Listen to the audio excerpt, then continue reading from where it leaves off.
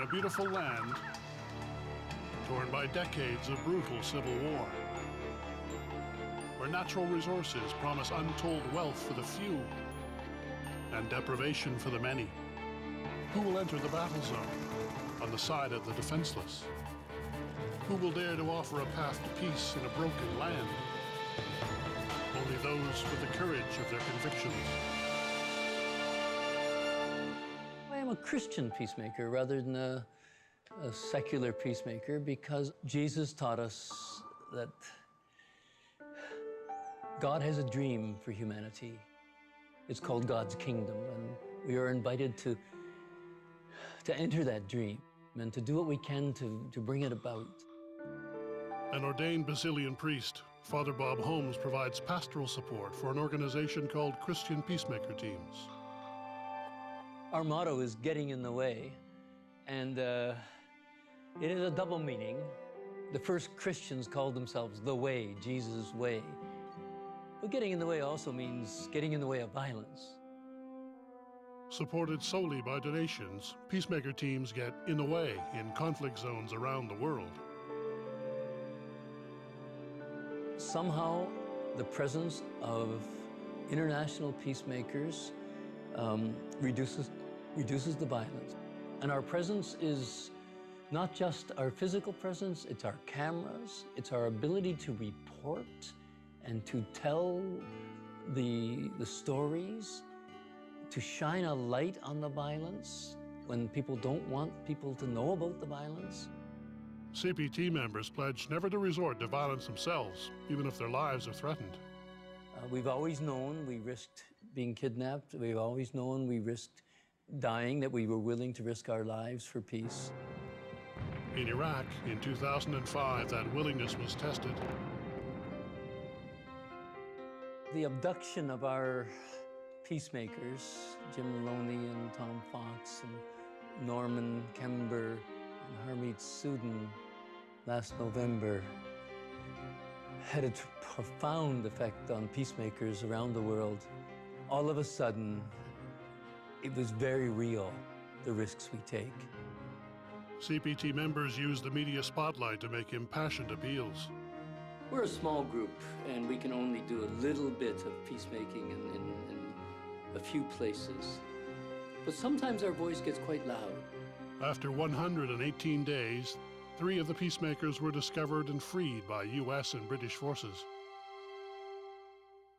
But one of their number was found dead, with marks suggesting torture. Tom Fox, the one who was killed in Iraq, was a good friend. I worked with him on team in Iraq, and he was a Quaker, and he really believed in the light. I led the delegation to Iraq a month before Jim Maloney led his. It could just as easily have been my delegation.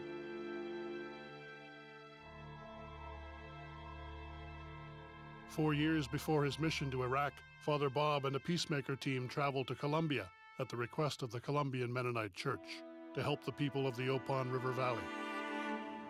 For countless generations, people have fished the river and farmed its banks, their lives untouched by the wider world. Then, in the 1980s, international corporations arrived to exploit the valley's rich natural resources.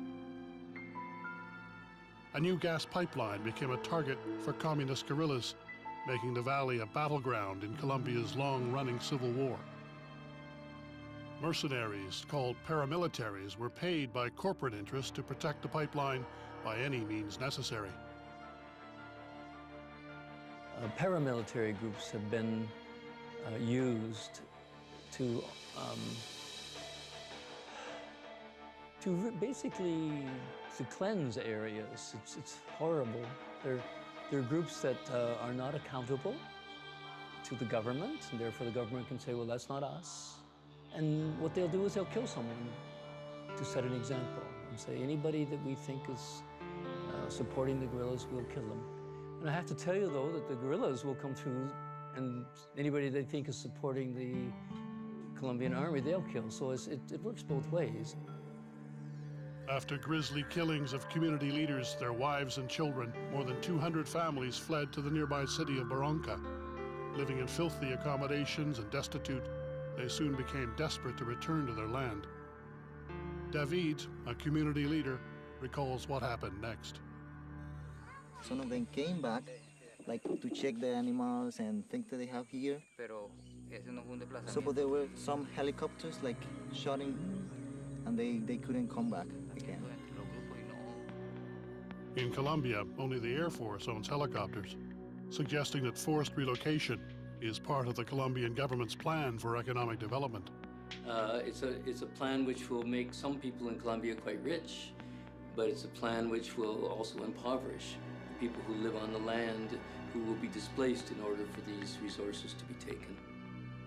Shortly after their arrival, the Christian peacemakers convened a meeting with the displaced families. We asked them, what would it take for you to go back? And they said, well, maybe if you went back with us, they wouldn't threaten us if you were there. The team offered to put themselves in the way of violence from any side. We got ourselves a CPT canoe with a flag that says ACAP on it, and we went back, and several families went back. It took quite a risk for David and his family, Juan and Mariana, and the first 10 families that went back. As a fragile peace takes hold, Father Bob is called away to hotter conflict zones. He visits teams in Palestine, on the US-Mexico border, and in Iraq.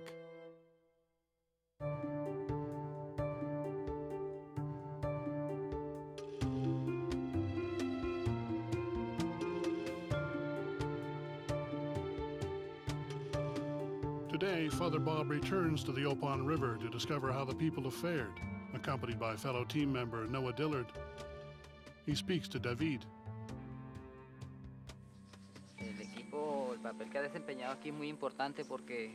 The role that CPT has played in this region has been huge. They're one of the only NGOs that comes to this region that pays attention to the small farmers that are here, and that means a great deal.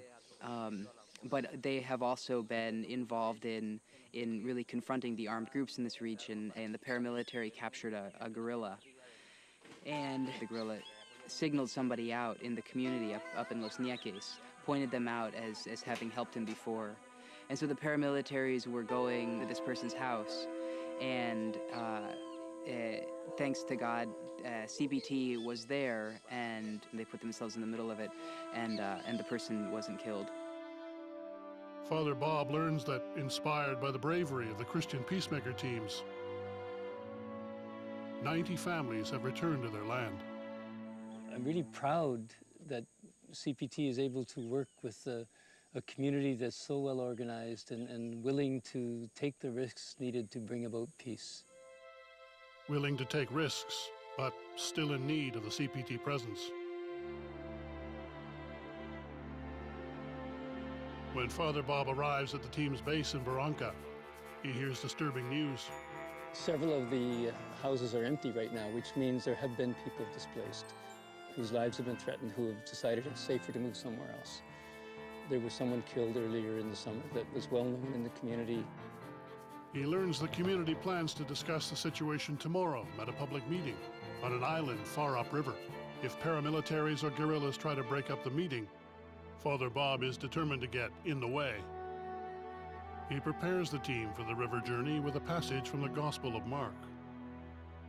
A great gale arose, and waves beat into the boat, but Jesus was in the stern, asleep on a cushion.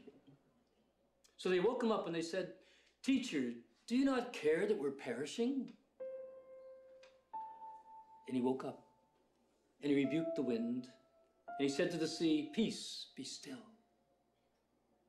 And the wind ceased, and there was a dead calm. And he said to them, "Why were you afraid? Have you still no faith?" And they were filled with awe, and they said to one another, "Who is this, that even the wind and the sea obeys him?" And I think when Jesus says, "Why were you afraid?" the thought ought to be, we shouldn't be afraid because look who's in the boat with us. At dawn, Father Bob will travel troubled waters of a different kind, where men with guns are known to lie in wait. He prays Jesus will be with him then. In a remote region of Colombia, new economic development threatens to displace the farmers and fisherfolk of the Opon River Valley. This morning, Father Bob Holmes and fellow Christian peacemaker Noah Dillard prepare to travel by boat to a public meeting. They hope their presence will provide protection from corporate-supported paramilitaries and communist guerrillas. The team's shoestring budget can only cover the cost of an aging outboard-powered canoe. They hope the craft is up to the journey. Though a medical condition makes river travel difficult for Noah, he has volunteered to go along. I met Noah last year. Spent some time with him here in Barranca. He's unique and brings a very different flavor to the peacemaking.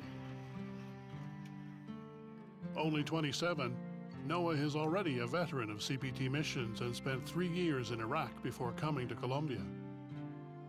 So I would say that my idealism has really shifted. I think that I no longer do this work for necessarily the long-term victory. I do this work much more out of a belief that life is sacred. Evidence of massive new development soon comes into view. One of the big things in this area is gasoline. This is, you saw Barranca, the big refinery there. There's a gas line that comes from there that goes right close by here, about maybe 3 or 4 miles from here.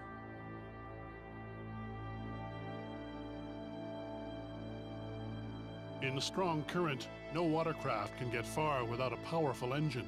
Gasoline sustains life on the river and fuels conflict. There's a gas cartel, which is protected by the paramilitaries, that taps into that gas line and then takes it right back to Barranca and sells it, and uses that money to fund their own activities. The guerrillas steal the same gasoline to fund their insurgency. Stolen gasoline at that waterfront is everywhere. After purchasing gasoline, Noah is careful to save the receipt.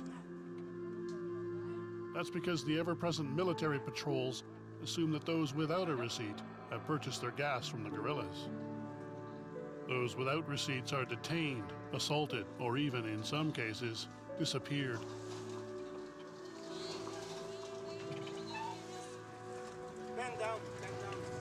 Neither Father Bob nor Noah want to give the military any excuse to disappear them.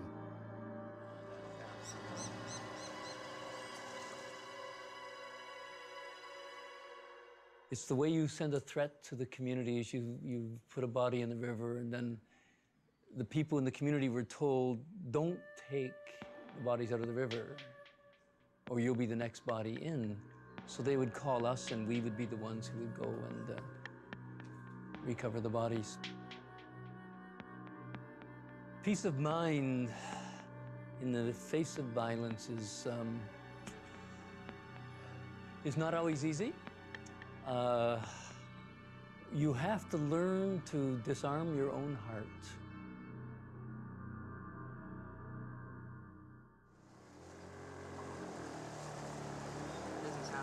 Doesn't sound like it's got power.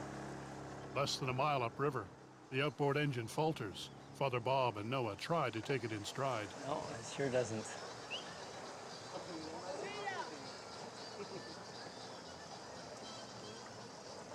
Yep, that's what it is. Guy over on the shore is saying the business park plug. The timing of this breakdown couldn't be worse. We got a paddle? We usually bring one. We have a paddle. Okay. We just might need it soon. If the team fails to arrive at the public meeting and guerrillas or paramilitaries show up, there will be no one to get in the way to protect innocent lives. Just gotta get to the gas station. A spark plug could mean the difference between life and death. Not far. We may end up back down there. For help, Noah reaches out to one of his many local contacts. Fortunately, we have a very capable motorist who was contracted by the community, who knows all about motors and oftentimes is able to fix them quickly.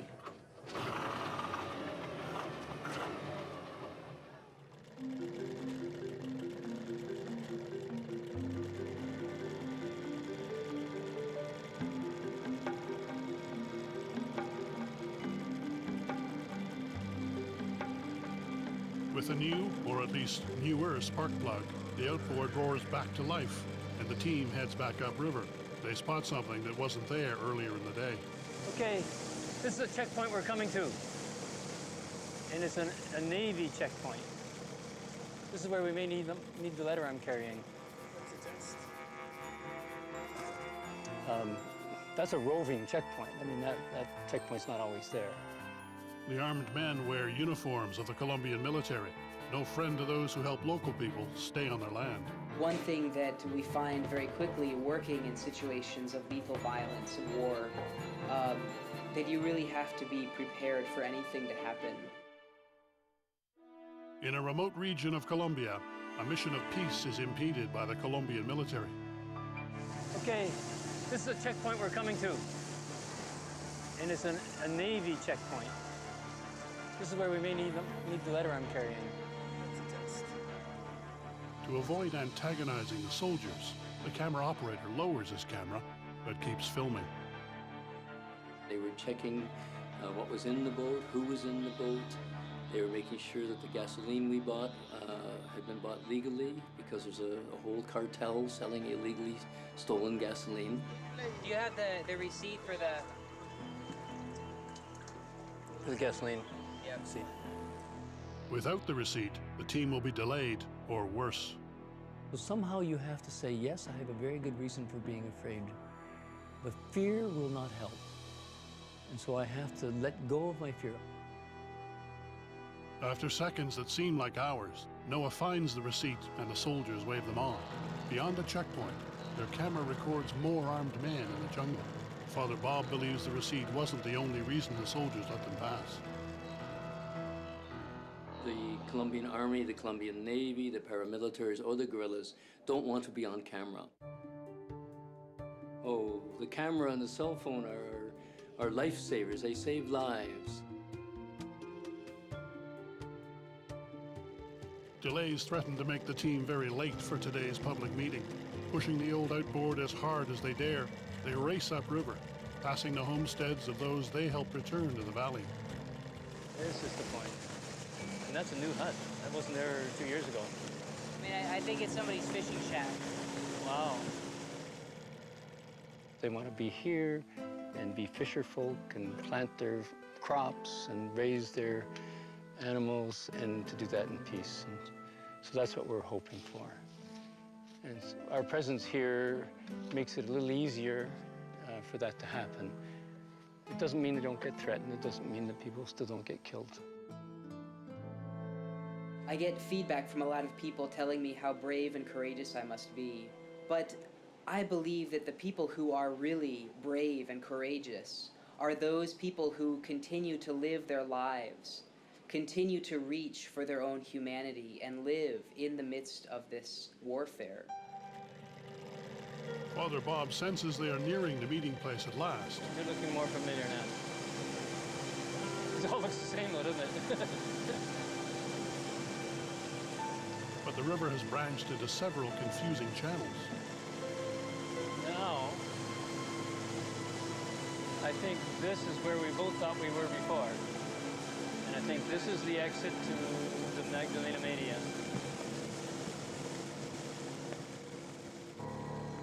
Around the next bend, their destination comes into view. As the helmsman cuts the engine, Father Bob and Noah expect to hear sounds of a public meeting in progress, but the island is silent. A young boy stands on the shore, all alone.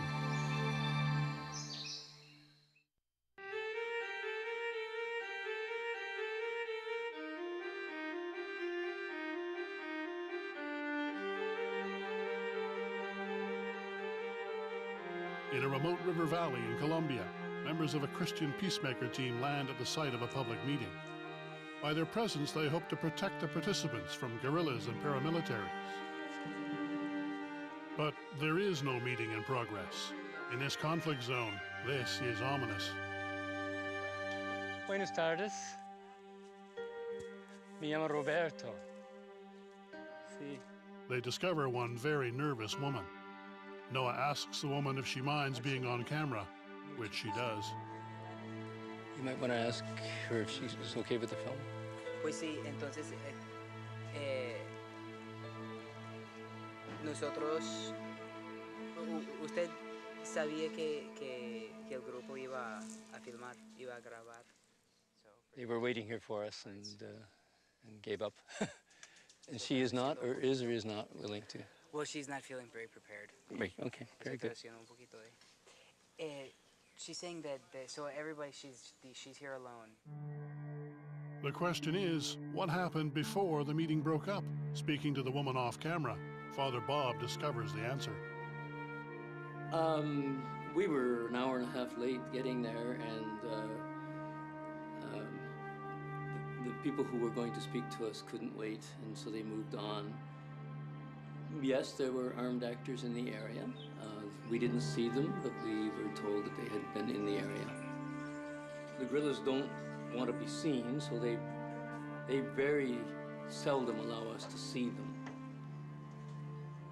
Father Bob suspects the guerrillas are nearby, even now, and that's why the woman is so nervous. Noah feels they should leave. She might feel safer that way. Perhaps she wishes they had never come. But then, a parting gift suggests otherwise. Oh, shukran. I'll pass them in.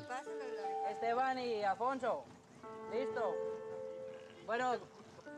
Noah takes all of today's setbacks as a spiritual opportunity. I think that situations like this just remind us that we have to reflect and take a breath and step back and just have faith in the workings of all this. A quick check with community leaders confirms that today's public meeting was not marred by violence. Perhaps God was not in their boat today because he was at the meeting instead.